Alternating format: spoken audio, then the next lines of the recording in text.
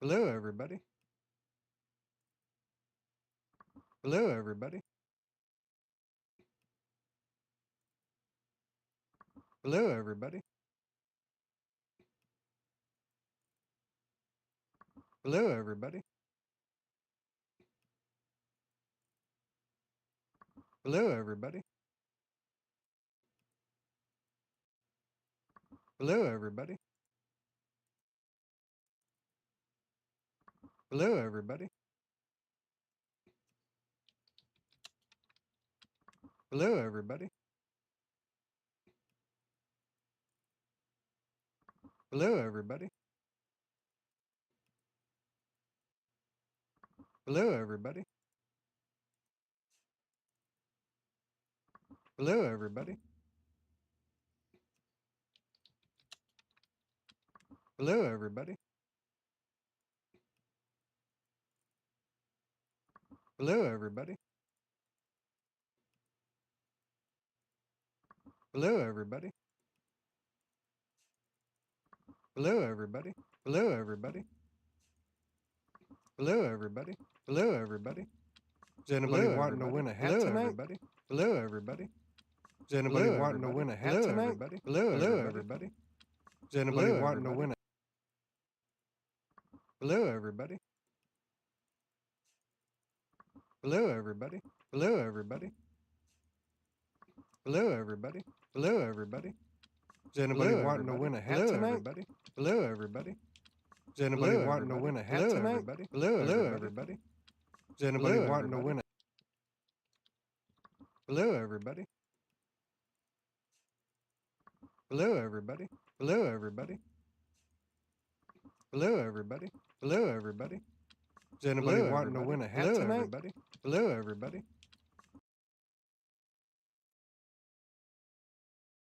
Wanting to win a Hello, everybody. Hello, everybody. Hello, everybody. Hello, everybody. Hello, everybody.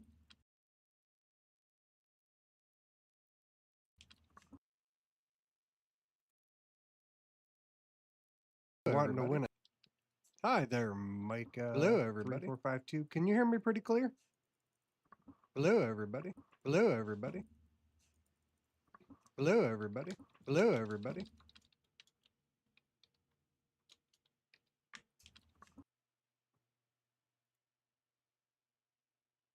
Wanting to win a Hi there, Mike Hello, everybody. 3452. Can you hear me pretty clear? Hello, everybody. Hello, everybody. Hello, everybody. Hello, everybody.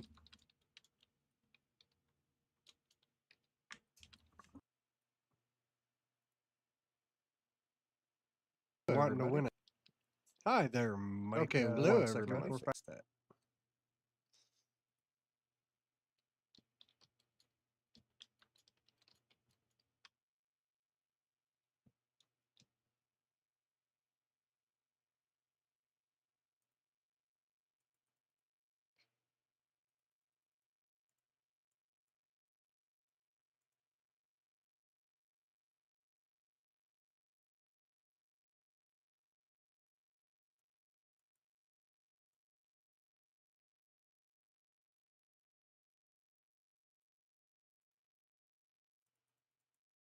That should take care of it.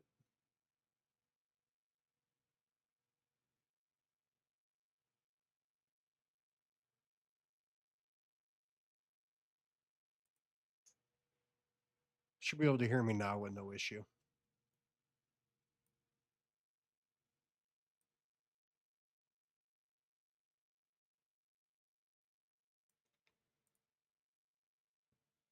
It's new stuff.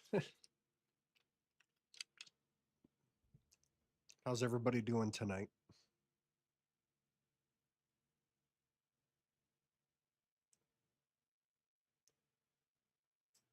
Are you guys subscribers, followers?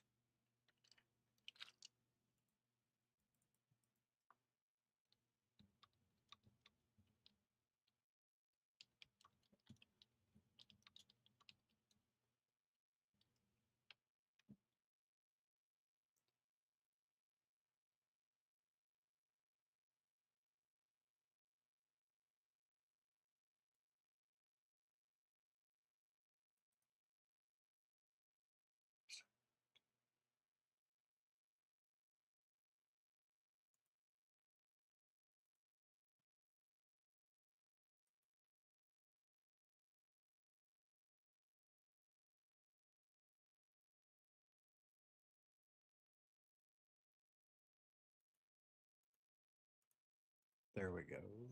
That should take care of that.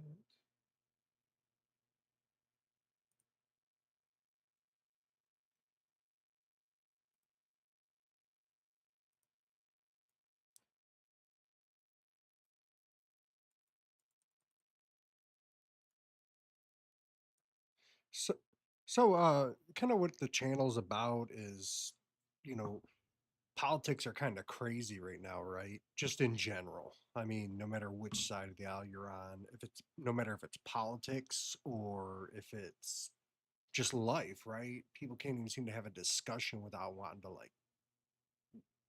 like wreck each other for no apparent reason. I mean, something so small and petty turns into World War III, and that's just like, what the heck, man? I started this whole channel, actually the brand per se, back in May. And it just kind of came out of, I had a disagreement with a friend about politics, and was totally completely calm and chill, and next thing you know, he's calling me this name, that name, you name it. It just went World War III for no reason. We're good friends. There was just no need for it, and things kind of just went haywire from there. And then I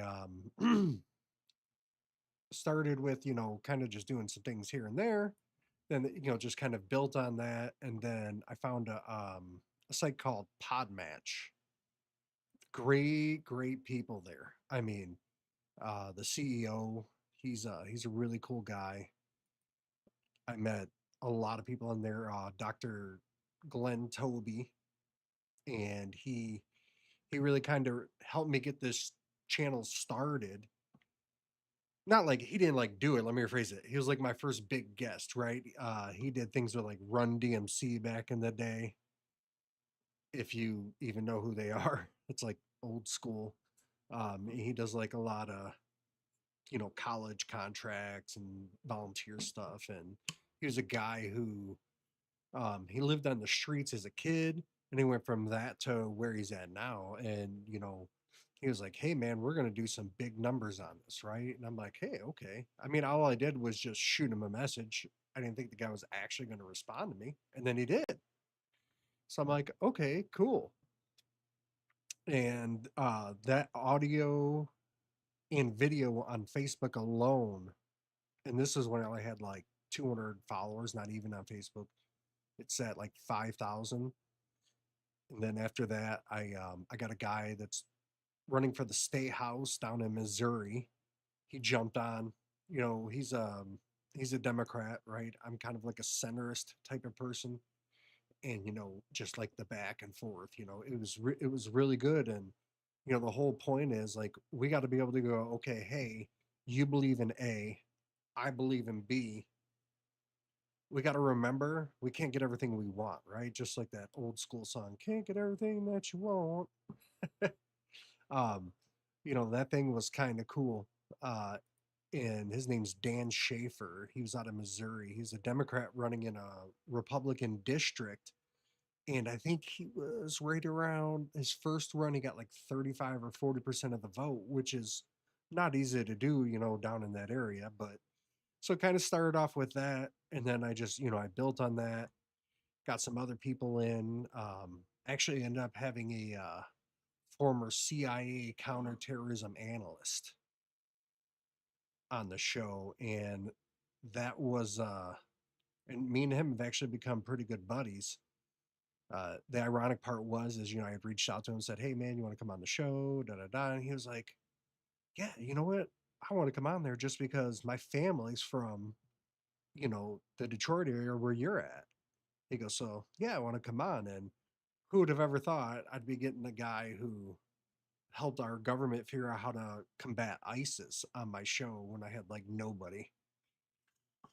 And so it went from there, and then it just kept going up and up and up and up and away.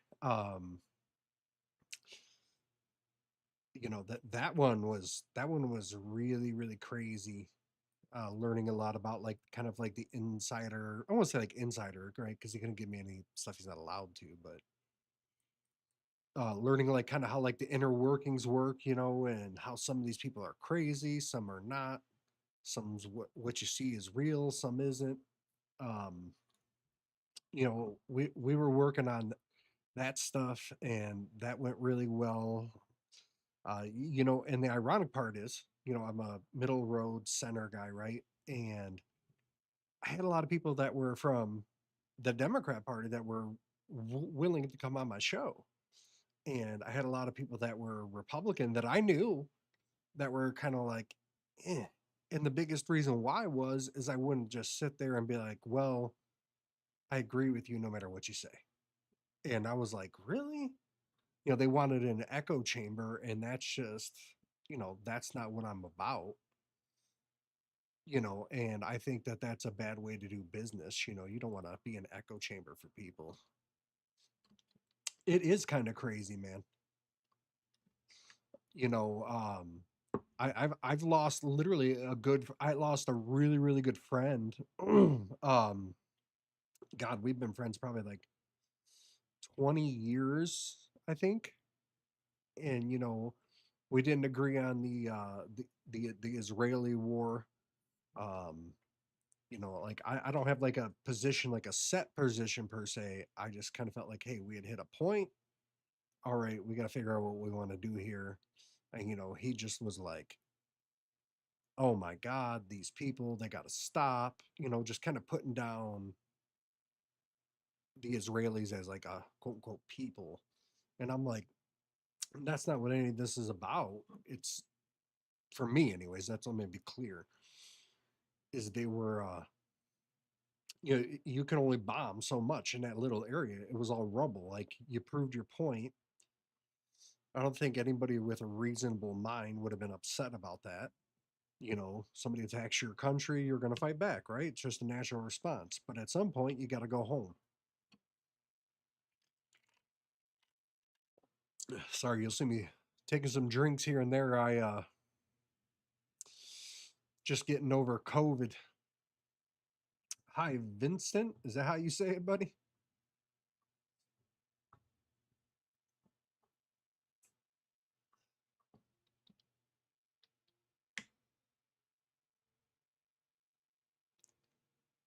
But yeah, I had put in there, wanted to talk a little bit about first, I want to throw out, if anybody hasn't seen one episode that I did, it's here on Rumble, and it's on YouTube. It's probably like it's an episode on Campbell's soup, right? I don't know if you guys are all familiar what happened. Ooh, excuse me. Campbell's had this, I think he was a VP, but I think it was more of kind of like a regional VP type of deal. And he had made some comments about, this is 3D printed chicken. I wouldn't feed this crap to my family now that I know what's in it. It's for poor people. He made a bunch of racist remarks towards Indian people. And to be fair, it actually really isn't 3D printed chicken. It's just mashed up chicken, how it's cut, right? But I really expanded on it, and I really dug into it, and it was wild, man. Campbell Soup actually got sued by their own shareholders for their ingredients, and they still haven't fixed them. The feed that a Mick Farms is who makes the chicken, or raises the chickens, I should say, for Campbell's, uses chicken feed that has traces of pesticides on it. And I was like, this is wild. I'm like, the people who profit off of your company sued you to fix the problem, and you still didn't. And then their statement came out about this whole lawsuit, and they couldn't even deny it because the worker had the guy on audio. This VP was even saying, I come to work high, he takes edibles, everything. I'm like, oh my God. And so, I just started digging more and more. And this company at Mick Farms, it's wild. There's videos of them like punching the chickens while they're still alive, and you're like, what? Yeah, I mean, they got in trouble for that, wage violations, you name it, and Campbell's is still using them. And they design the feed that they feed them to make, and the chickens get so big that the chickens' bones are breaking sometimes under their own weight. Like, KFC actually got in trouble for that. I don't know, like 10 or 15 years ago. They went through the same thing.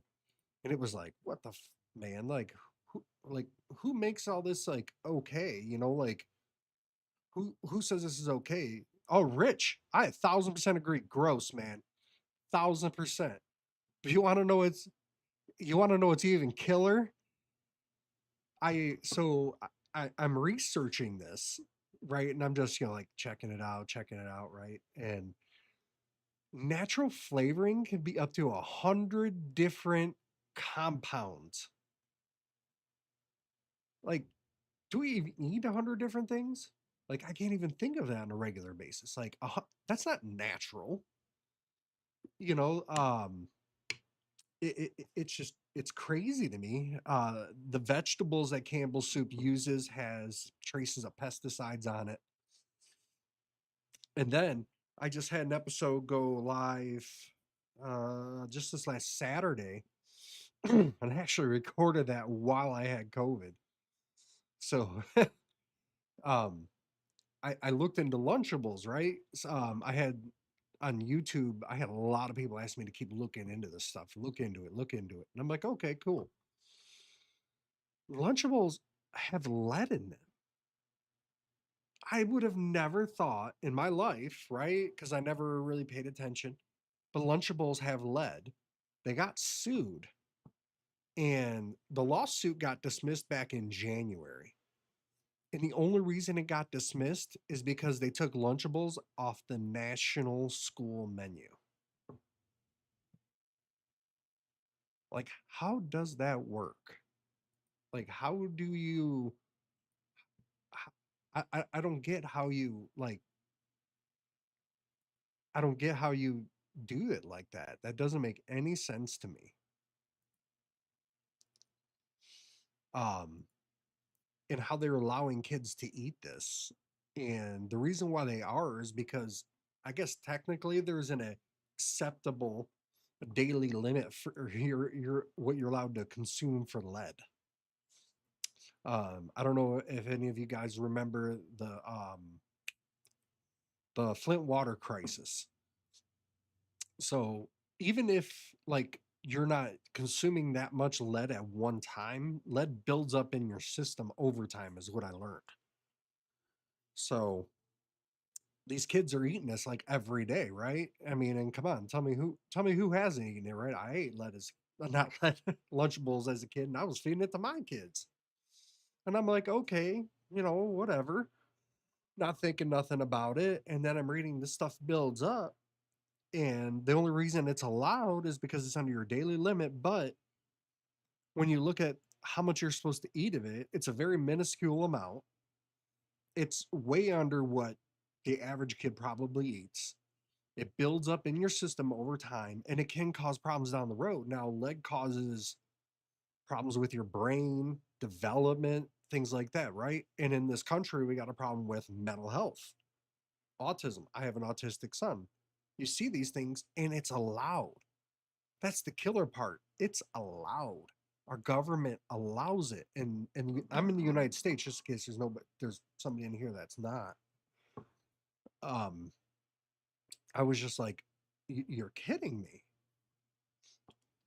Hold on, I'm gonna put if you're watching, I'm gonna put a question here in the chat, and then if you guys want, I will expand on this. This episode is gonna be coming next week. Then I'll go back to the Lunchables, but it has to do related with lead.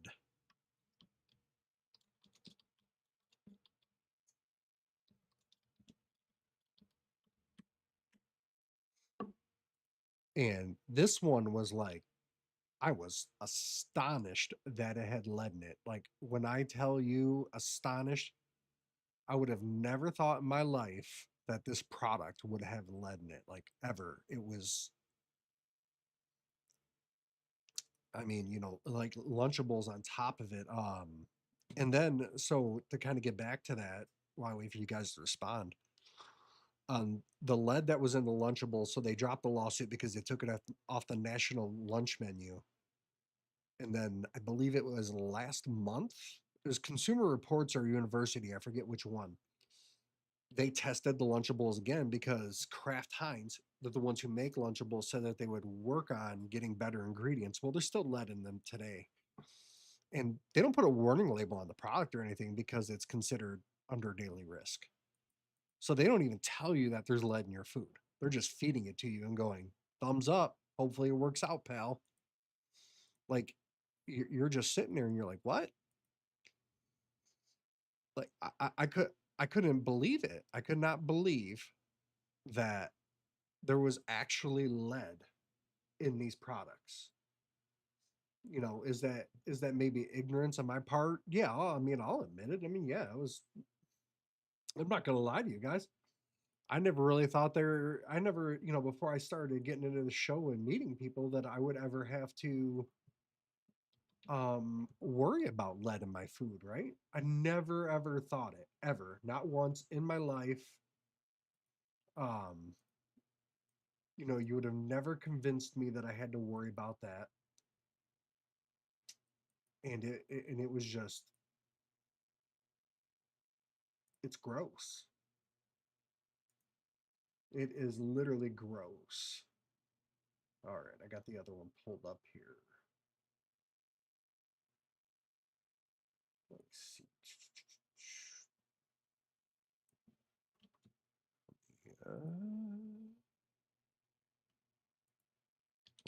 Get my information pulled up here. I don't want to give you guys any false information if you guys ask about it. There we go.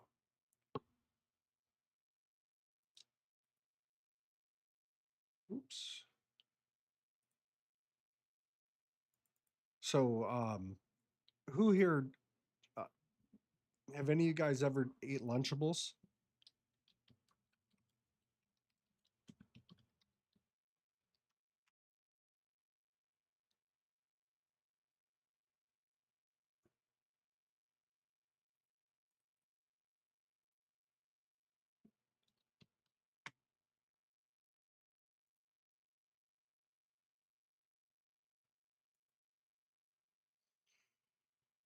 And then we'll talk some Epstein stuff here right after this. And we can talk about some other stuff too if you guys want. You guys feel free to ask me anything. I'm a completely open book. I don't get insulted. And I'm always open to correction. You can go in my YouTube comments and look any comments on anything that I post on. If I'm wrong about something, I got zero issue admitting it. Because we're all goofy about something. I mean, let's be honest.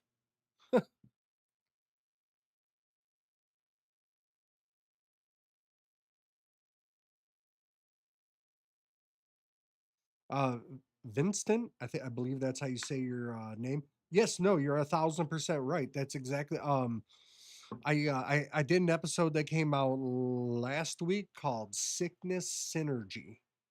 Um, and all your major food companies, snack companies, and your major health industries, not just like big pharma, but like your hospital systems, a lot of the big stakeholders in your insurance companies, um, you name it, really, to be honest with you, in that aspect, right? They're all owned by generally the same people.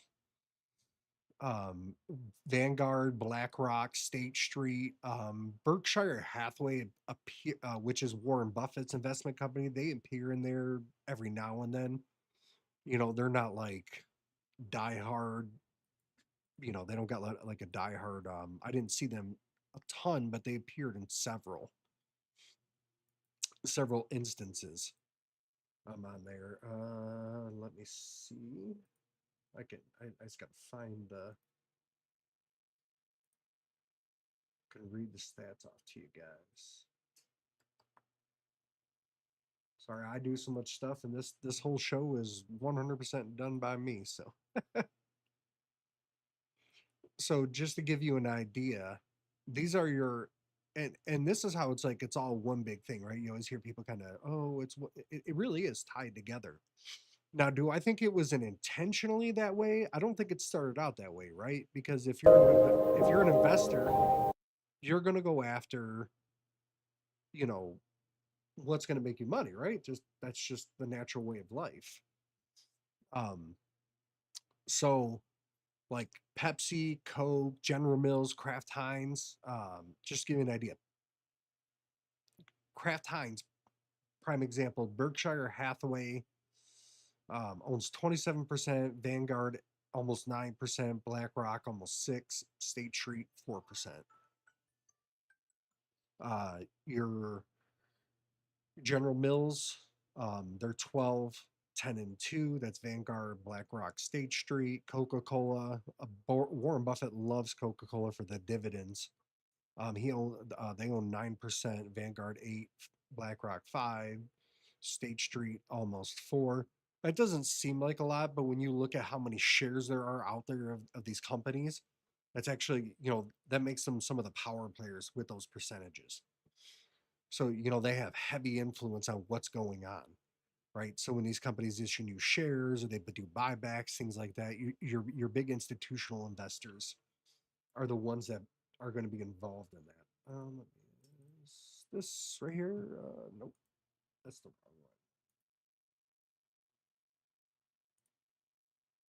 one. Okay, here we go. Medical sector. Um, so Johnson and Johnson, which who actually, I don't know if you guys know, but Johnson and Johnson just lost a lawsuit today. Um, they have to pay a woman $1.5 billion who alleges that decades of exposure to asbestos in the company's talc-based products caused her peritoneal mesothelioma. It's a form of cancer she has. I don't know if they're going to be able to appeal it or not, but yeah, today Johnson Johnson got ordered by a jury to pay 1.5 billion over this stuff. But again, Johnson Johnson, Vanguard, BlackRock, State Street, Pfizer, Vanguard, BlackRock, State Street, United Health, Vanguard, BlackRock. Now here's one you don't see too often, but Fidelity, State Street. Moderna, one of the big ones, Vanguard, BlackRock, State Street, and then Bailey Gifford is involved in there. So, like you said, Vincent, yeah, I mean it's literally like they're all linked. The food designed to make you sick, and then you roll it right back into you roll it right back into the pharma, right? And then they start really benefiting from it. And then but where this becomes kind of like a gray area is a lot of people's 401ks are wrapped into these investments. So the American public and actually anybody around the world really invested with these folks. They probably aren't even aware that their own investments are fueling their own problems. And that part's just like wild to me. Like we have to do a better job as a country. Our school systems need to do better with teaching people about this because we're shooting ourselves in the foot here, per se, not literally. Another one that I was talking about a little bit ago is that I was asking you guys about. So this is from Consumer Reports. It came out in October. They tested multiple protein powders and shakes. Okay, like that part is just like crazy to me, right? So when you look at it, um, where is it? Okay, so Consumer Reports tested multiple popular protein powders and ready to drink shakes. Their benchmark for concern is zero point 0.5 micrograms of lead per serving, even though technically most of the medical community that I've seen and what Consumer Reports that also says is that there's no safe level of lead exposure really. So your biggest, highest one is Naked Nutrition Vegan Mass Gainer.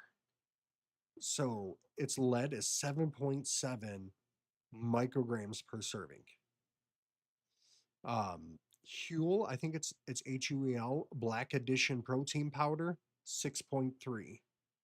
Garden of Life, Sport Organic Plant-Based Protein. It says limited use, but it's 2.7 to 3 um, micrograms. Momentous, 100% plant protein, almost 3. Um, Above concern threshold, but not super like in the super dangerous level are Optimum Nutrition. They've got 2 Serious Mass and Gold Standard Protein Shake, Muscle Meds, Carnivore Mass, Vega, Premium Sport Plant-Based Protein, Orgain. It's an organic plant-based protein powder. Plant Fusion Complete Protein, Equip Foods, Prime Protein, KOS. To be honest with you, I've never heard of them. Ensure. I mean, I can't tell. When I've had surgery before, they're like, "Oh, drink Ensure," but their plant-based protein nutrition shake has traces of lead in them. Muscle Milk Pro Advanced Nutrition Shake. I know a lot of people drink Muscle Milk. Um, in at least one serving of these products, when Consumer Reports tested them, and they test above the 0.5 threshold that Consumer Reports had. Jocko Fuel was on there as well. Um, you know, protein powders are often consumed daily. You know, remember though, like legal does not necessarily mean safe. And the FDA, they don't pre-approve these supplements. The oversight is large for a lot of these products is largely reactive. It's not like initial, right? Like it's not like right away, boom, we're doing this. So, that's kind of unfortunate that it is that way. I wish it wasn't because it's very disappointing. It goes back to, I mean, whether you think RFK is a wacko or not, that's a whole nother story. But would we even really be knowing about some of these things that have come out in the last year if he wasn't putting the pressure on? Right? Why weren't we being told this stuff from the get-go? That's my question, right? That's where I want to know. Like, why didn't we get told about this ahead of time? To me, it makes no sense why we weren't told.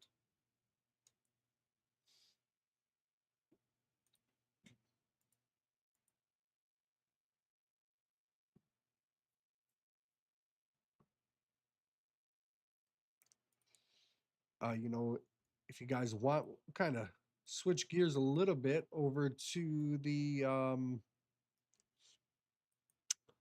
Epstein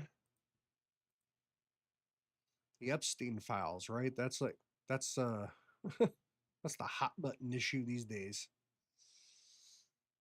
You know, they Congress did order all the records unclassified. Um, the the FBI files, travel financial records and everything. But they did leave certain areas that law clearly has certain areas where it allowed redactions, and the Justice Department has taken way too much advantage of that. um, victim identities and personal information. There's been a bunch of victims out there that have said that they don't care if their name's public, but I don't know how many of those are in particular. But obviously child abuse material, graphic depictions, things like that. According to the statute, victim protection is non-negotiable, and it makes that pretty clear.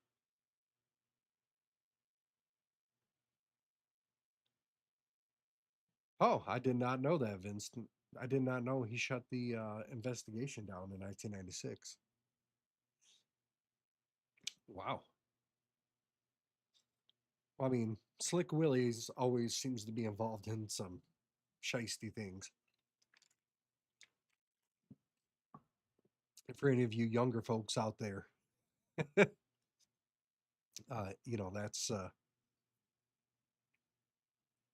kind of what that one goes down to. But because I did on my buy me a coffee site, I posted an article. When I post on there like articles and stuff like that, it's free. I don't charge for that. That's just trashy. But where is it at? So if anybody wonders where I got some of this information from, I went on congress.gov. I searched Epstein Files Transparency Act, or you can search it as Epstein Transparency Legislation, and you'll get a lot of this information. I try to make sure when I do certain things, especially of this nature, that even on my website, I have like fact sheets on there, even when I talk about like elections and things like that. And when I say that, that's facts from like how I interpreted it, but I'll put like the links and things like that out there so that people can also feel free to make a choice for themselves. It's how I interpret the information and how I want to put it out there myself. One of the biggest clearly was the intent. Right here, it was a deadline written into the law, and they required them to do it, and they didn't do it. You know, why I don't know that they didn't do it. They haven't.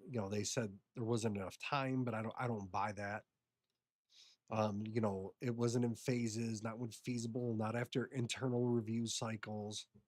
The statutes exist to limit executive discretion, right? So the president can't override things, not accommodate it. What the idea was is once that passed, the DOJ's flexibility would be narrowed dramatically, meaning any continued withholding of the records requires a specific legal justification. They have to.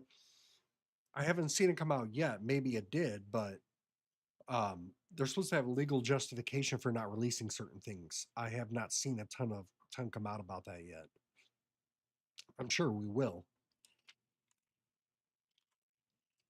It'll probably all be hogwash, to be fair. This. Hey, how's it going, Huan Burley?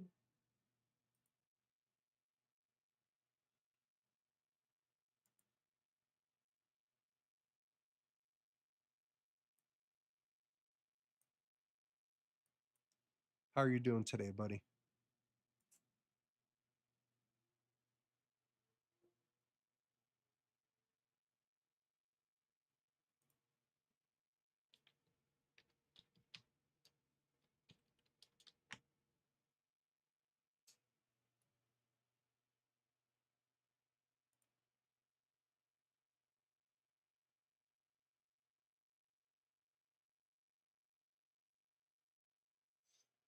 We were just kind of talking a little bit about the Epstein files.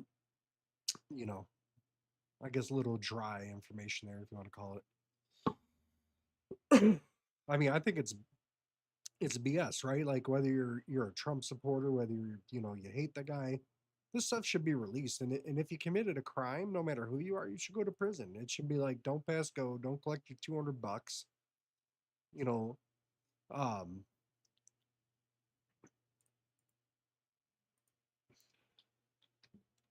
we just started talking about the Epstein files.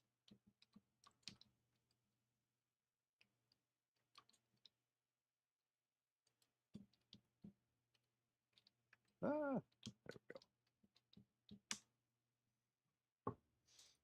we go. I did see something come.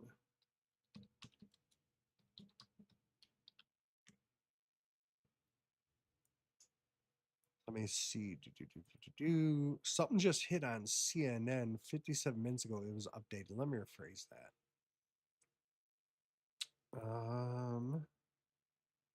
Same to you, pal. Merry Christmas. Definitely Merry Christmas, man.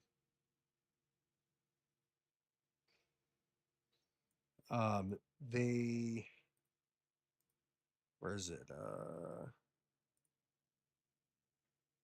So they said his name appeared in the latest one, but the DOJ is saying that the stuff about Trump is untrue and sensationalist. Um, so I guess they released. I'm gonna have to really look into that. Apparently, some of the documents that dropped today. There's a series of emails showing the correspondence between Giselle, I can't pronounce it, and Giselle Maxwell. We'll say that. That his accomplice with person with the alias A, that appears to be the person connected with the British royal family, which I'm assuming is Prince Andrew because he was the one that got kicked out over it. Um, Apparently, there was a handwritten note today that was released that Deputy AG Todd Blanche said was fake. I don't even know why they would release it then if it's fake. Like that makes absolutely no sense. So it's probably not fake. Um, you know, wow. The DOJ has asked career prosecutors in Florida to volunteer over the next several days to help redact files. It raises a possibility of more files being released over the coming days, including Christmas and New Year's holidays. So you may get some Christmas presents if that's something that really, really matters to you. How does everybody here that's on the live stream here feel about the Epstein files?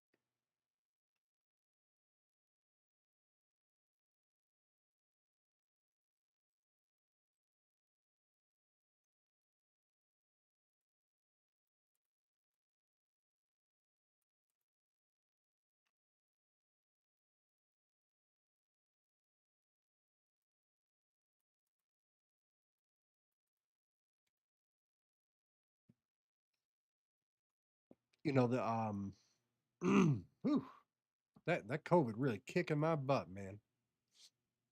Usually I pump out content like no tomorrow, and I did not really record over the last couple days because I just talking too much, man. It's flying out of my lungs like no tomorrow. Let's see if there's anything else that I missed.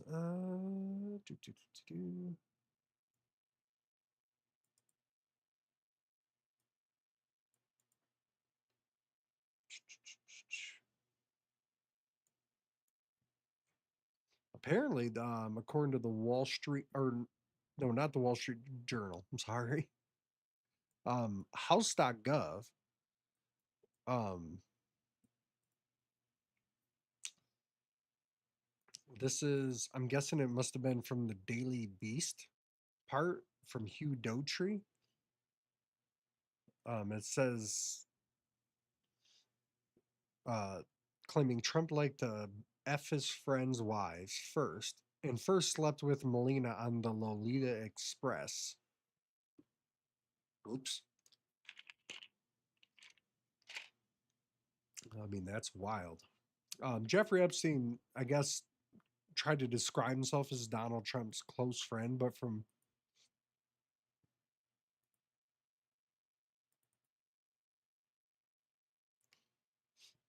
I mean, yeah, it's serious. I mean, hey, if there's something different you want to talk about, man, bring it up. We're open book here. I was just talking about because it's kind of like the thing that got dropped, so I was just kind of going over it. I had posted. I'll put the link here in the chat.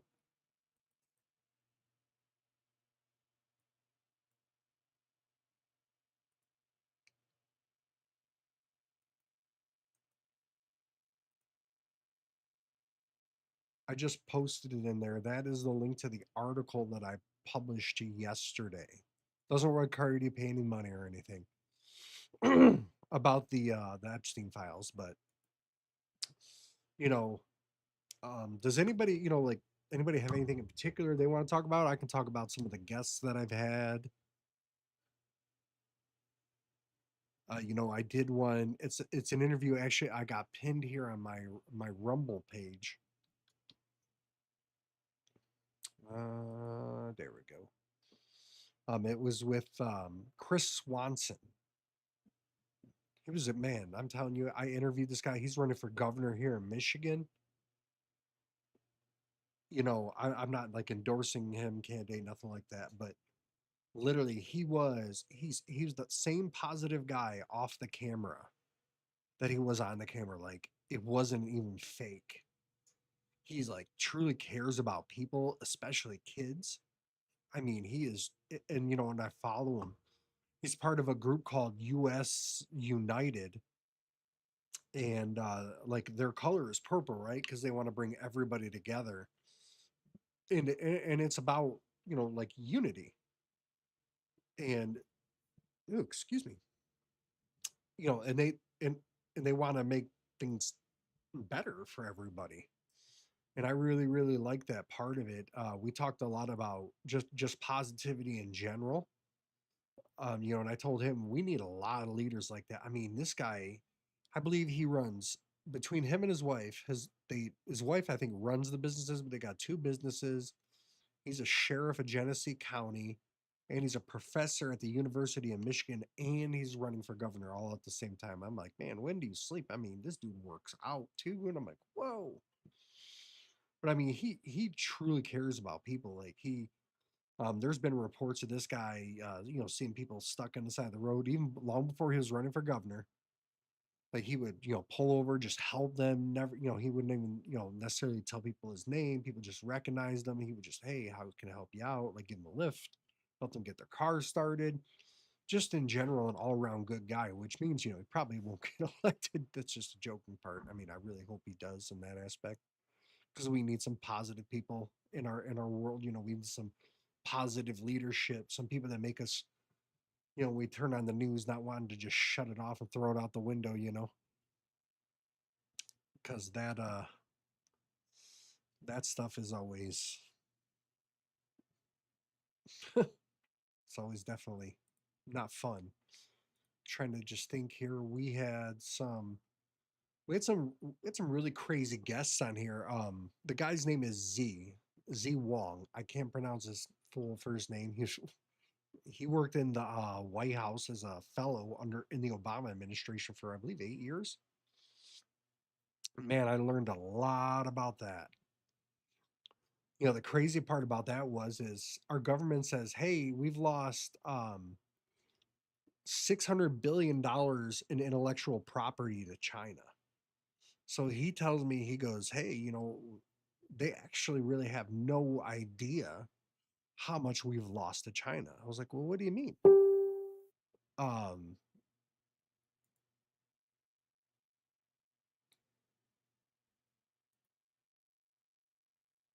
oh, we lost someone. They, maybe that's just acting funny, but okay. It was, so I think they take that and then they did a calculation based on our, oh yeah, and Somalia. Yep, yep. Yeah, and Somalia, you're right. Oh my God.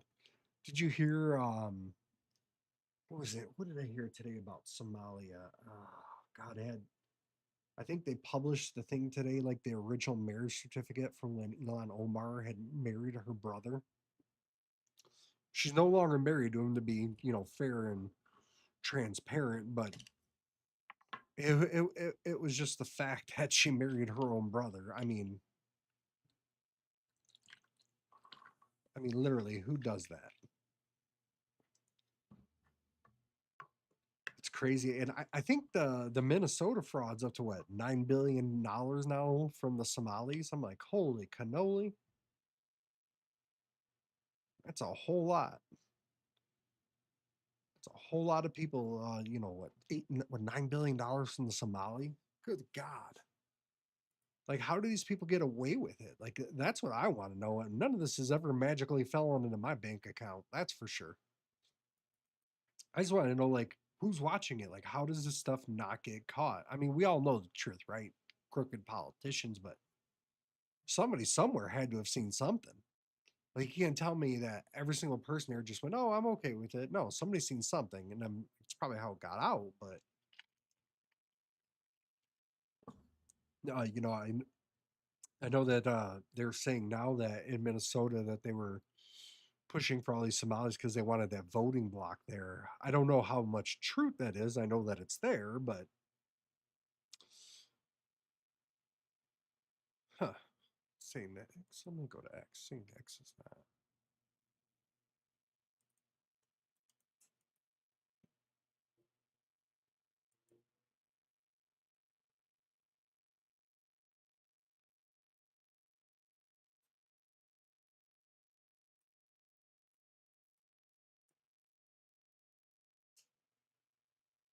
Where is it at?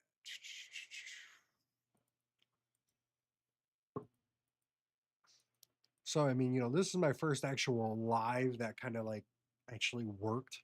I tried to do this a couple times before, and my God, the software kept like just dropping off like no tomorrow.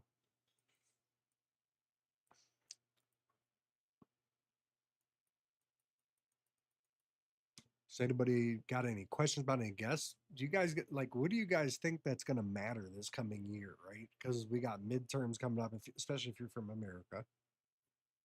I don't know if everybody here is, but I know right now the last projections when I looked when we had the elections last month when I ran the projections, it still projected that Democrats would win the House of Representatives, but the Senate would stay Republican, and the majority of the governor seats in the country would stay Republican as well.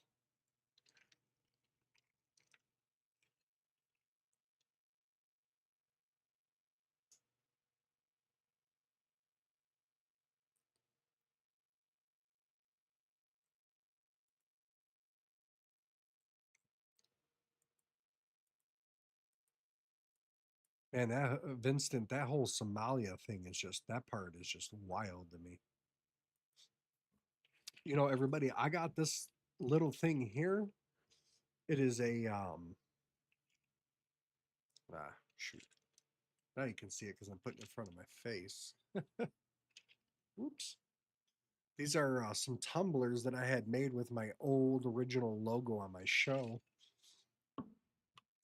If you're within the US, I would gladly send you one of these for free. I got some left. I think I got about 10 or 15 left. It's just a tumbler. It comes with like one of those plastic straws, those type of things. I got it as more of like a promo thing, and the promo didn't really go nowhere, so kind of gave them away to a bunch of friends.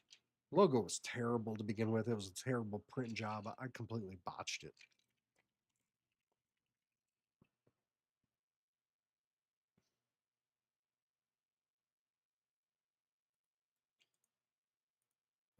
What do we got going on here?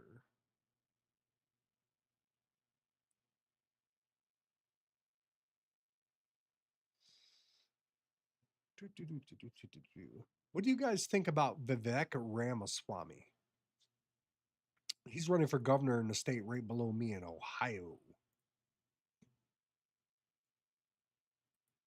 I actually think Vivek seems to be, I don't know, like super tons of details about him, like as a person, but he seems pretty polite. I do know that his company that he did run had faced some challenges about certain things not being accurate, but I don't think that was necessarily him. I think it was people that were connected to it. Excuse me, if I'm right.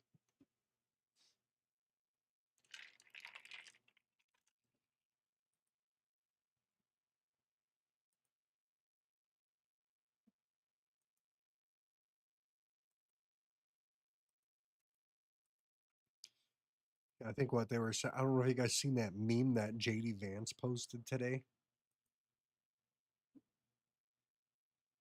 Oh my God, what was it? It was with him doing that. He was doing the basic training camp stuff with I think the Navy SEALs or whoever it was. And JD Vance always, he's got no issue making fun of himself. So he posted like one where somebody had made like that fat face of him with the curly hair like Chucky. Yeah, he posted that today, but of him carrying that big log. This training thing is kind of hilarious. JD Vance has got a really good sense of humor.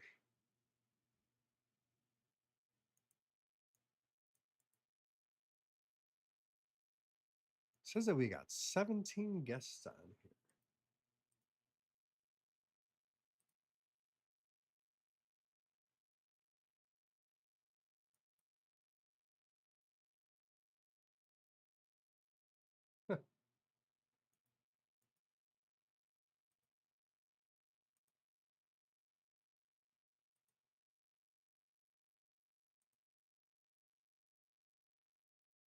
I don't know why that didn't work. There we go.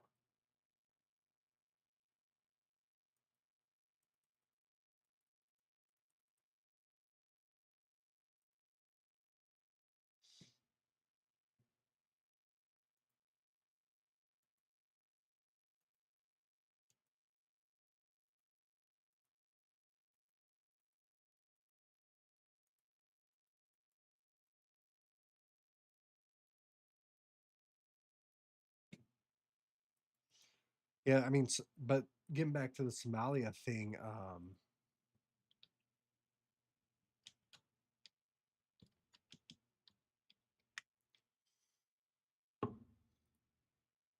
so the what is it called? Oh, the Feeding Our Future. That was the name of the program.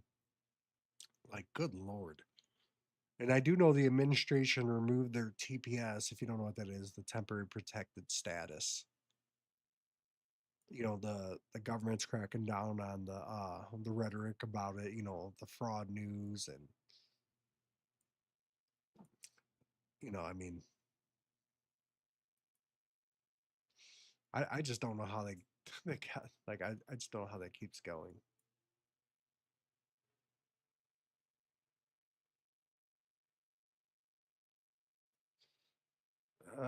Jeez. I mean, what a disaster. What a disaster. You know, is everybody gonna have a good Christmas this year? What y'all got going on for Christmas?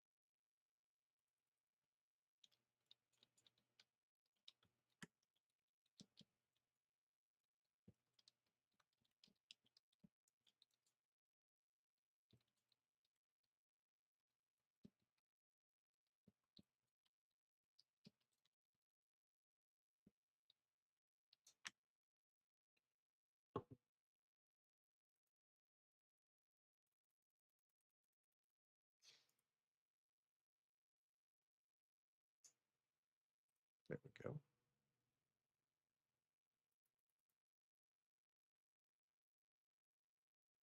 Yeah. Ooh, geez. $700. Good grief. Oof. I may be taking the show to Podfest next month. I got to see if I can make it work around my calendar because Buzzsprout kind of told me, I don't know if you want to call it like last minute, right? But I mean, really was kind of last minute. Buzzsprout's my hosting platform. They're gonna if I go, they're gonna sponsor my tickets and all that to get into the event. They're sponsoring like a creator pass and an editor pass as well. So I may be attending that if I can make it work. Wife, two kids, life. You know, so unfortunately, it's not my full time job yet. That is my goal is for it down the road to be my full time job. That would just be nice.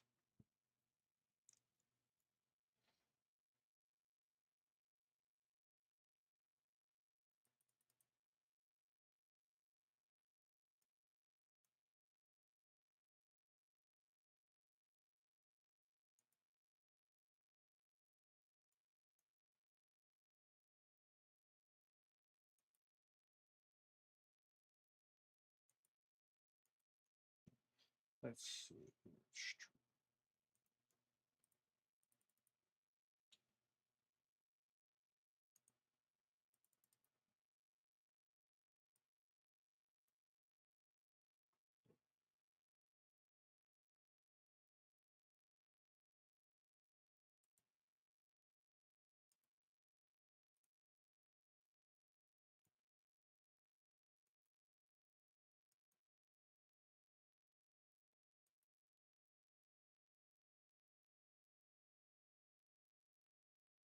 Oh yeah, man. Content as a side gig, it's a rough thing, man.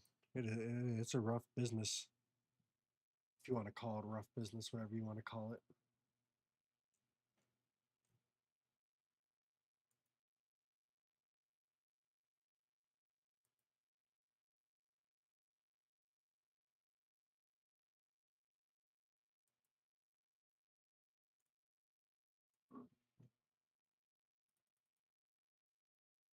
So does anybody want some free stuff here?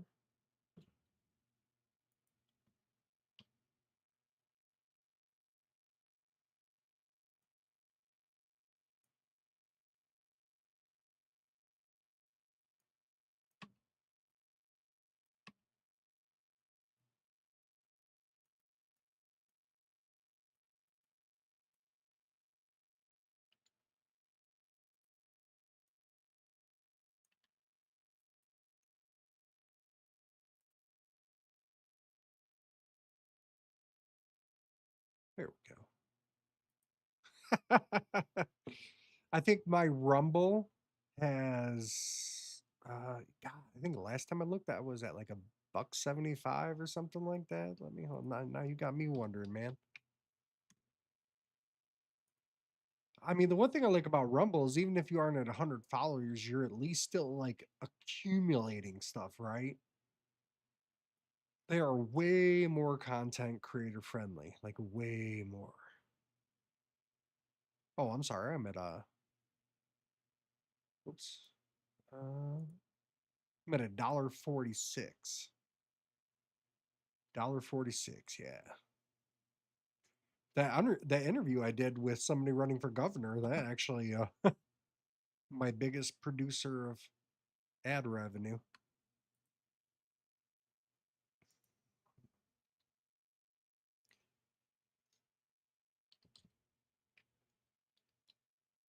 We're gonna get there, man. Gonna get there. It's not easy. It's definitely not easy. I the one thing I can tell you is yeah, you can definitely be a little bit more edgy than YouTube. That Lunchable one I posted on YouTube, right? Because YouTube's still, unfortunately, where I get a lot of the viewership for my video stuff. My podcast does great. I usually get anywhere from 4 to 8,000 downloads a day, sometimes in my podcast, depending on the episode. But I'm trying to build up my video presence as well because people seem to really love those guest interviews. I mean, people really tune into that stuff. You know, that CIA insider, it was like a really big episode too. Plus, I had a guy who was a Ukraine expert. He worked in the government in the Reagan administration, did arms negotiations, all that. But yeah, no, Rumble's much better in terms of policies. But that Lunchables episode I did, I you know, depending on the episode, sometimes I'll throw like $10 on like a promotion on YouTube, right? To just kind of get it out there, get some. But YouTube kept going, oh, it's not accurate information. So I appealed it and I said, how's it not accurate information? Because it's literally the same exact information that is in the lawsuit. It wasn't information that I pulled out or I was making up. This is literally the information in the lawsuit. Kraft didn't even deny the information. The only thing Kraft said was it's within safe levels, right? So, but YouTube, they did not agree with me. I even sent them the information. I don't know. Um, it made no sense to me, like literally zero. But I mean, for some reason, on YouTube, I have jumped up on the algorithm a decent amount. That Campbell's episode really pushed my long form content on YouTube to a higher level. So my long form content has actually been doing pretty good.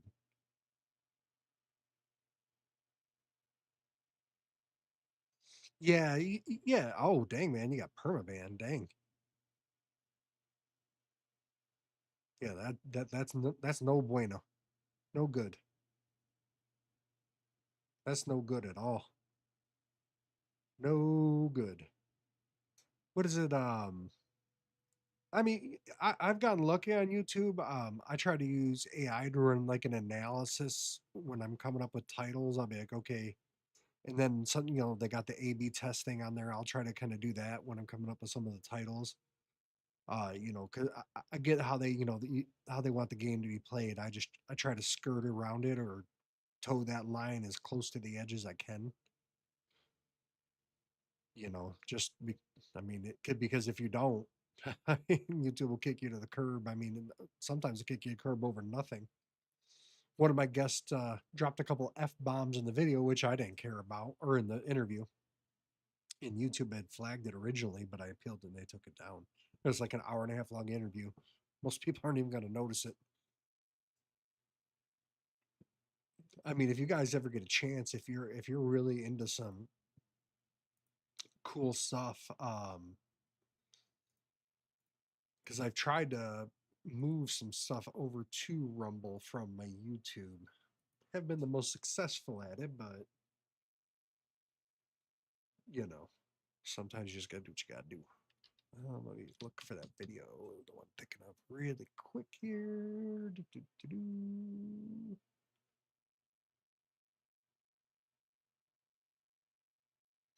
So, do you guys know much about like paid protests? This one was like wild to me. So I interviewed a guy. His name's Adam Swart. He's the CEO of Crowds on Demand. He made his rounds around the podcasting circuit and everything over the last couple months. It was pretty crazy. I mean, I'm sitting here. I'm like, are you like this stuff's like a real industry? I mean, it's a full fledged thing. He views it as an actual job. Like, I mean, it is for him, right? It's his company, but they don't look how the hell like how the average person would look at it.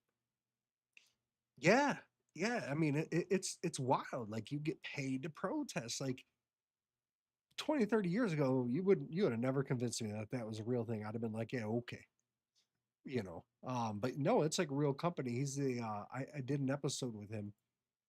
He's the CEO of Crowds on Demand. And where he was trying to put it out there was he had got offered $20 million to organize a protest that could get people riled up and you know really take them on. And he turned it down because he didn't want to embrace violence. But he even admitted that back when he first started his company, I think it was 2012, 2013, that he had some not reputable characters working for him, or he hired, whatever you want to call it. That one was pretty wild. He also talked about how, depending on the person, right? So, like, if you're like a Democrat, some billionaires that are Democrats will pay him to organize a protest of Republicans to protest their issue to get their base riled up.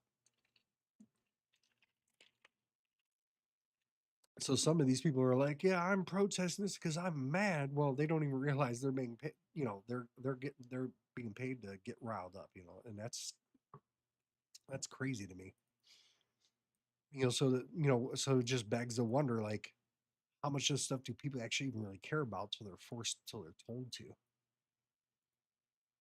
That was an episode that I think that a lot more people, if they actually check that out, I think that they might actually like, because it was it was very telling to me, like very, very, very, very telling. I was like, you got to be kidding me, this is like a real thing. um Let me see what other episodes I got over there on Rumble. I did one with a guy named Nico Lagan. He was a pretty cool guy. The episode, I mean, we talked for a while. It didn't really get a lot of traction. He's a conservative, but it didn't give me much traction. Like, kind of fell flat. on all platforms, on my podcast, um, on YouTube, on Rumble when I uploaded it here. Like literally, it sits at 5 views. I did a show with this lady. Her name's Alyssa Share. Really nice girl. I mean, she wrote a book called Contagion. It was about COVID and the social breakdown of America during it. And that was actually some pretty telling stuff. She was pretty cool. Um, oh, I don't know why I didn't mention this one earlier. I'm going to post the link in here.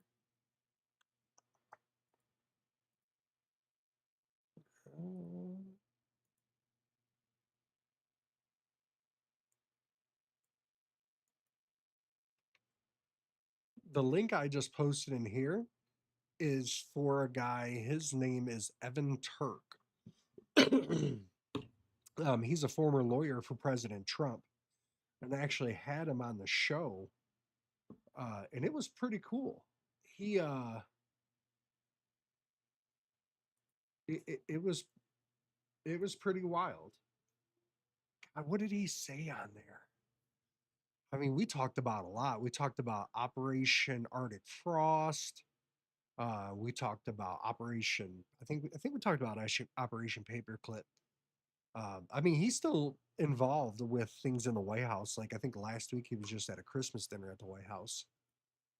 You know, as my show has grown, I actually get like PR companies that'll email me now, like certain guests be like, "Hey, this person would be a great fit for your show, ABCDFG," and I'm like, "Oh, okay."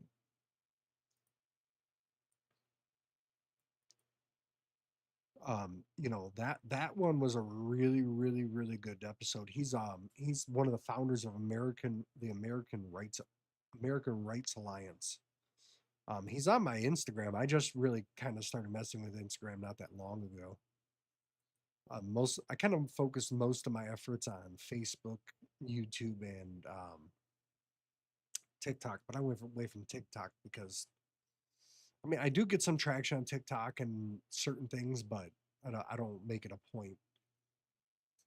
But yeah, he that Colorado voting rights case, he was involved with all that. He helped get that girl pardoned through the president, or not girl, but that lady. But I guess she's in trouble for something else, so she's probably going to be staying in jail. But he was talking about how some of the January 6th people, like not the violent offenders, the non-violent people that were there that got arrested, got double the sentence length than people who were convicted of violent crimes at the federal level.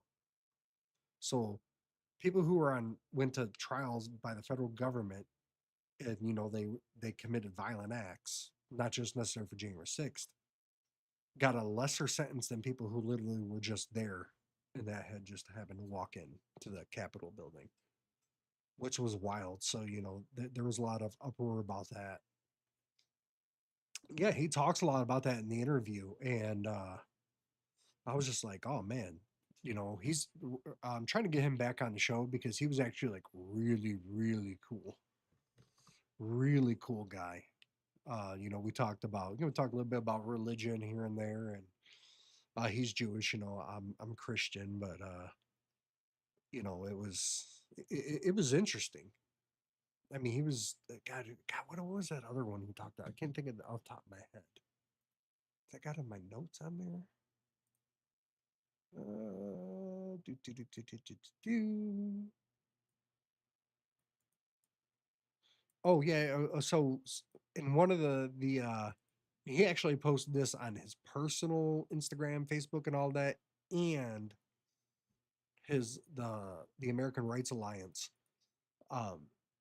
73% of Americans feel like the government has too much access to their information or to their personal information, like stuff behind the scenes, not necessarily social security number, but other stuff. I'm like, man, and he talks about in there about a couple other cases he's got going on. Just a really cool guy, totally cool guy. Developed a pretty good friendship with him. We talk. I don't know, sometimes, back and forth once a week or so.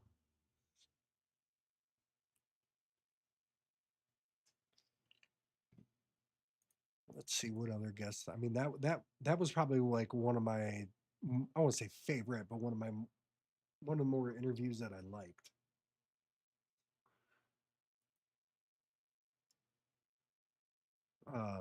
Like I said, that Chris Swanson one. I did an interview with a guy that, so here's the thing about Antifa. Technically, Antifa is not an organization. It's just people who, when they do this crazy, stupid shit, pardon my language, but they,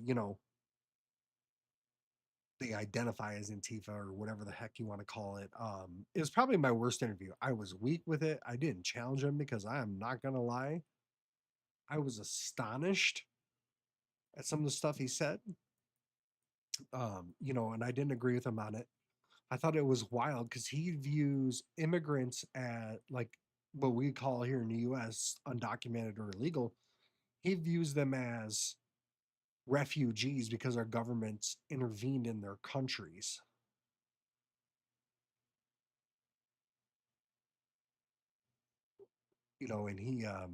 And he kept saying, "Oh, I'm not biased. I'm not biased. I'm not biased. I'm not biased."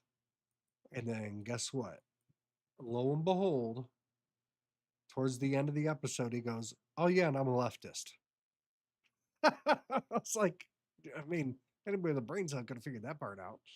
I did tell him though. I said, I'm not down with the political violence stuff. I don't go that way. Definitely not about the political violence. To me, there's no place in the world for it. I did do an episode if anybody's interested in AI stuff. A guy named Jacob Ward. He's a former report like tech slash political reporter for I believe CNN, a bunch of big networks. He's more independent now. Um, we did we talked a lot about how that impacts, and one of the big things he really talked about was how a lot of the tech CEOs won't even let their kids use the products that they make for kids until they're a certain age. Like they're making this stuff for people's kids, right? Like, hey, it'll be like Facebook, yeah, I'll be 13 years old, but they won't even let their kids be on Facebook at 13. Things like that, right? He talked a lot about that. Talked about how a lot of that's linked behind the scenes. He dropped a lot of information out there. He was a really, really cool guy to talk to. The one thing I will say is a lot of these people that even on the left and the right, when you're talking to them, like because I won't bring people that are like wild childs on my show because I'm not down here for a scrim match. I'm down here for a casual conversation. Let's talk about things. Let's figure it out what's going on in our heads, right? If I wanted to scream, I would turn on, I don't know, old episode of Jerry Springer. So, like I don't bring on people that I'm gonna have a screaming match with. Disagree, debate, sure. But if you're gonna be a craphead, man, you can just get out. I mean, there's one guy. I did not publish that interview, and I told him I would not because he was out there. When I say out there, I am not lying to you. This guy was out there. But yeah, that Jacob Ward one, if that one's on YouTube though, I don't think I uploaded that one here, or well, on Rumble, I should say. Um, I did one with a lady. She wrote this really cool book. She even actually signed it and sent it to me. Um, it's called Deprogramming Democrats uh, and Uneducating the Elites. See it there? Stupid automatic background crap. Um, she was really cool. She was actually a lobbyist in Washington, D.C. for, I believe, 20 years, if off the top of my head, if I'm right. She worked for 2 U.S. senators too. She sent me a book in the mail, signed, copied, all that good stuff. Totally cool lady. I've got an episode coming out next Saturday that I'm dropping on Rumble exclusive with her. It's going to be a Rumble only episode. It's not going to be on podcast, nothing. It's going to be Rumble exclusive.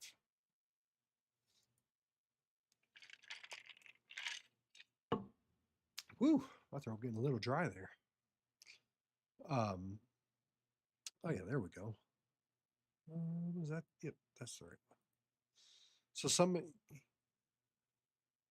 yeah, that's the Jacob Ward episode. Where's the other one I was looking for? I did an episode with this guy.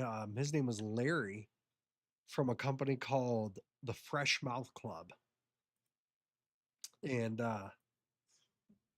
they're like they only use fluoride free products because fluoride, ironically, it's in everything, right? They tell you that for your teeth, like, you need all this fluoride. Well, it's actually like a neurotoxin, and America is only one of a few countries that still use it. It's some good products. I mean, I'm not telling people to or not to use fluoride. Once I learned about it and I researched some of the information that he sent me, and he even says on the interview, he says, go research the information yourself. Don't just take my word for it. Go look it up. And then you look it up and you're like, are you serious? Like, fluoride is pretty terrible for you. And it's terrible. So, my family, we now use all fluoride free toothpaste. And I mean, I'm not gonna lie, I buy it from his company. I don't get nothing for free. I buy it from him.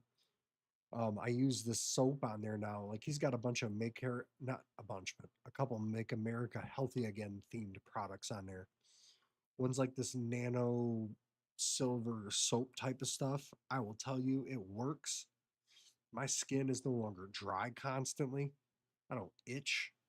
I mean, it's like $10 for a bar of soap, but I mean, it doesn't like fade away fast. It lasted me a while. Larry was a totally really cool person. I didn't, that really changed my views on a lot of it. And I have a 7-year-old autistic son, and we moved him away from some of this stuff. And we seen him, not necessarily like the biggest improvement in his speech per se, but he did start talking a lot better and he's functioning a lot better. So, I did see that, and I did notice it from him.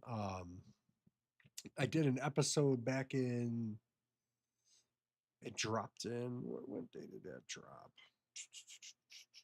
Oh, I dropped it back in September. It was with Pastor Jackson Lamerock. I can't say that guy's last name. I butcher it constantly. He was a pretty cool dude. He was a close friend of Charlie Kirk's. He's on the White House Faith Council. That one was kind of cool, and we actually recorded it 3 days after Charlie Kirk was assassinated. That one was kind of intense, to be fair. I mean, when we talked off camera about it, that was definitely not an easy time for anybody, that, especially if you knew the guy, I can imagine. Let me see. Who else have I done one with? I did one with this guy named Amit Khan. He's kind of like I don't know if you want to call it like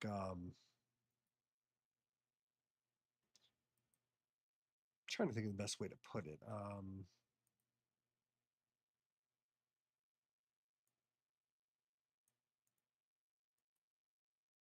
Like a corporate HR, like how to not argue in the office, how to get ahead, because he used to shoot himself in the foot per se, things like that.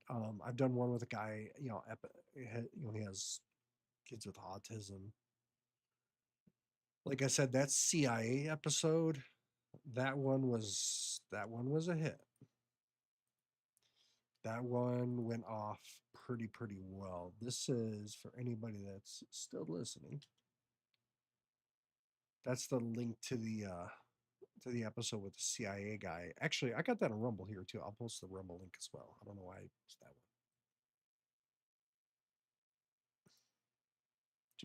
Let me find that episode right here.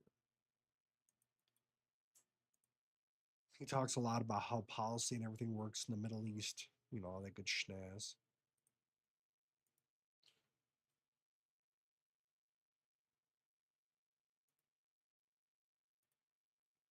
That one I learned a lot.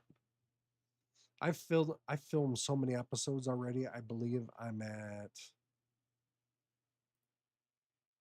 good God. Trying to think.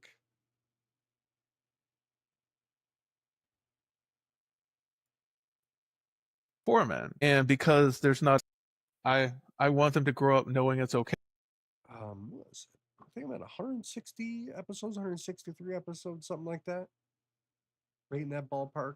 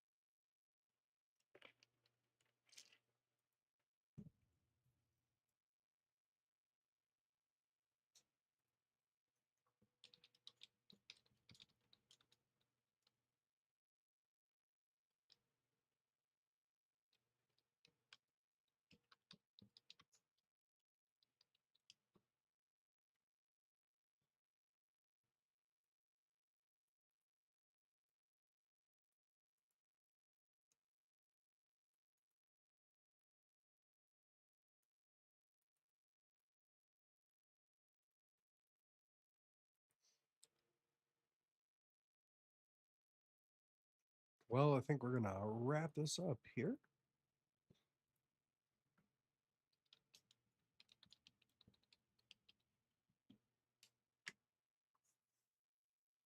In case there's anybody that can't hear me, I put in the chat. Anybody wants some free merch from the store?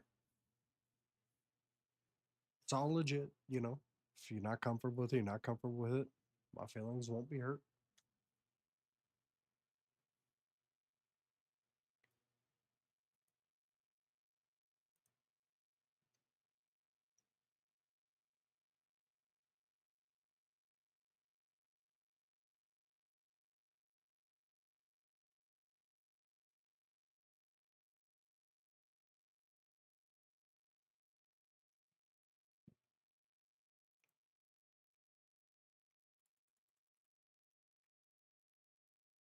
Vincent, you should shoot me a message or an email or something, man. You're doing content stuff. We could, if you want to do like a collaboration, we could even probably do a live episode talking about some of this stuff.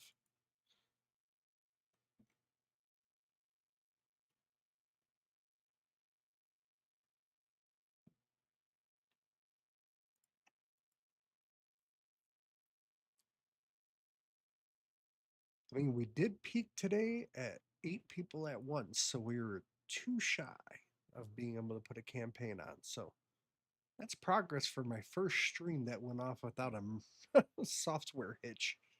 So I mean, it says I got 4 people on here from Rumble. So I will tell you, especially you, Ventus, man, you've been great. And my buddy from X, Juan Bart, if you're still there, man, because you haven't commented in a while. If you're still there, I really appreciate all you guys coming on, man, and supporting me. My goal is to take this thing national. Hopefully I can make it to Podfest. If I can get the Podfest, I'm gonna stream live from there a couple times. Working on getting some sponsors for the show. Not like that would tell us what to do or anything, but maybe to get some other equipment stuff. I want to get like maybe some like extra cameras so I can do like live in person interviews with some local stuff. Um, we're going to be doing an election series. If anybody doesn't know, it's election 2026. Next week, I am interviewing a candidate. He's running for the U.S. House in Illinois. So that one will be published soon. I got the one with the guy the Chris Swanson, who's running for governor here in Michigan, where I live. That one. If you want some positivity, you want some hope for the future, especially among leaders, I would highly encourage you to check that one out. Because if you don't walk away from that interview smiling, I don't know what to say. Because that guy he beams with positivity. I mean, literally just beams positivity out from himself. I really, really, really like him. There's another person that was running for governor here that's going to be coming on the show. So I guess it's kind of part of the election 2026 series. I did email a former lieutenant governor of Michigan. I got a couple other people on the burner to possibly come on the show. So hopefully we can get that going because that would be pretty cool. I would really, really, really have fun with that. I really like talking to some of these politicians, right? It's like when, I'll say this before I wrap it up. When I talk to these politicians, a lot of people look for like the I gotcha moments, right? Well, anybody can do like a 5-second Google search and find that I gotcha stuff, right?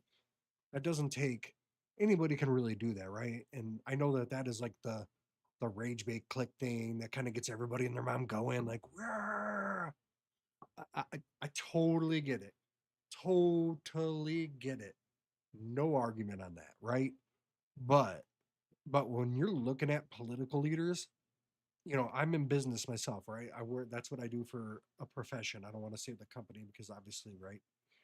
You know, if anybody does want one of these, I got these two in the hat. But I think it's about the process, right? You want to see how these folks think, how they interpret things, how when you say, what do you think about the problem, right? Not just their response, but it's how they're responding. You know, how do they respond to these problems? Like what's their process for responding to the problems? To me, that's almost more important than the I got you moments. The reason being is they're politicians, anybody running for office, whether they're good or bad, they're going to tell you what you want to hear beforehand. So, there's that. Um, and so it's like the process, right? So you want to look at their position, then you see the process and you go, okay, A, B, C, D, F, G. All right, what's this? What's that? What's this? What's that? And just how they're looking at things, how they're thinking about it, where they're going with it. To me, that's the most important, right? Because you want to know how they're going to think, like where their thoughts are going. Because there's going to be problems that are going to come up that they're not going to talk about during their campaign because they probably don't even exist yet. So if you're wanting to look at what someone's going to do, just think of the process. It's not even something that has to be something like you spend a lot of time on. It's just kind of like you get that gut feeling, right? And that's kind of how I try to go about it because I want to know who they are beyond the people who don't like them and beyond the people who do like them, right? Because that's the easy stuff. That to me, that I don't want to say self-explanatory, but to me, that's just the easy stuff. So, that's how I do that. Wonder if I'm able to.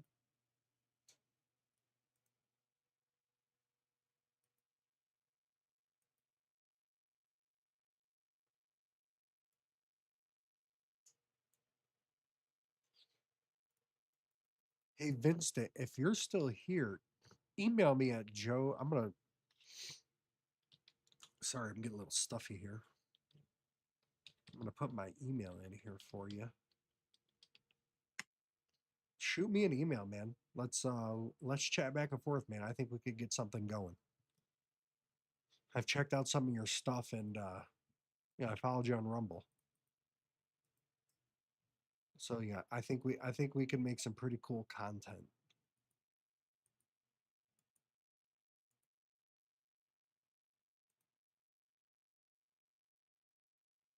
So well, I appreciate everybody coming on. Looks like everybody and their mom's already kind of starting to exit. So with that, thanks everybody tuning in. My goal is to probably I'm looking at coming up with a better schedule for live streaming. I've got to integrate it with my scheduling app for podcasting. So probably in the next week or so, I have a live schedule that I'll publish to where we'll go live same time every week, all that good malarkey. All right, I hope everybody has a good day. Don't work too hard and remember have a good Christmas. Don't let the world get you down. Like some of the people on the internet say, touch grass, try to breathe. Remember, there's a better tomorrow. And even if you don't like the person, remember, you still have to share the same air and the same dirt with them. With that, I hope everybody has a good night.